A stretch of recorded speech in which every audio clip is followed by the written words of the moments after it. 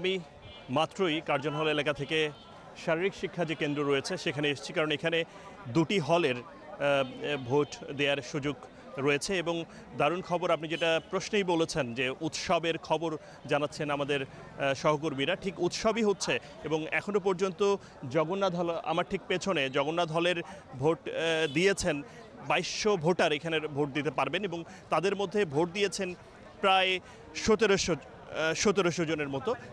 বলা যায় যে অনেকটা কাছাকাছি চলে গেছে। এবং এখন কিছুটা শিক্ষার্থীদের উপস্থিতি আপনার কাছে কম মনে হতে পারে। সকাল থেকে এখন পর্যন্ত প্রায় 6 ঘন্টা সময়ে আপনি যে উপস্থিতি দেখেছেন প্রত্যেক ঘন্টার লাইভে, তার চেয়ে এখন কিছুটা কম মনে হতে পারে। এটা স্বাভাবিকভাবে এই কারণে হচ্ছে যে অনেক শিক্ষার্থী ভোট দিয়ে ফেলেছেন। আমরা কার্জন হল থেকে শুরু করে ভূতত্ত্ব বিভাগ এবং এছাড়াও আমরা পাশাপাশি শহীদ সার্জেন্ট জহুরুল হক যে হল রয়েছে, সেই হলের যে ভোটাররা যেখানে ভোট দিচ্ছেন এই শারীরিক শিক্ষা কেন্দ্রে, সেখানেও আমরা খোঁজখবর নিয়ে দেখেছি তারা প্রায় ওখানে 1300 ভোটার রয়েছেন। সেই 1300 ভোটারের মধ্যে প্রায় আপনার 600-রও বেশি ভোটারেরও বেশি ভোট দিয়ে ফেলেছেন। এবং আমরা আশা করছি যে এখন পর্যন্ত যে ভোট কাস্ট হচ্ছে তাতে করে ভোটের যে শেষ পর্যন্ত এই ভোট দেওয়ার যে সংখ্যাটা সেটা প্রায় আপনার 30-এরও বেশি চলে যাবে বলে আপাত দৃষ্টিতে মনে হচ্ছে। 30,000-এরও বেশি, ঠিক 30 না,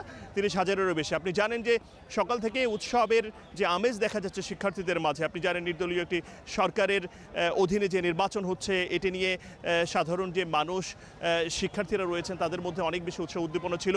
নির্বাচনী যে প্রচারণা হয়েছে সেখানে দারুণভাবে প্রচারণা করেছেন সবাই। পাশাপাশি থেকে সব পক্ষের সব প্রতিপক্ষ কিংবা অন্য প্রার্থীরাও তারা এই যে প্রচারণা চালিয়েছেন এবং এর মাধ্যমে তারা একটা দারুণ পরিবেশ পেয়েছেন। ঠিক একই প্রতিফলন ঘটলো আজকের এই দিনে।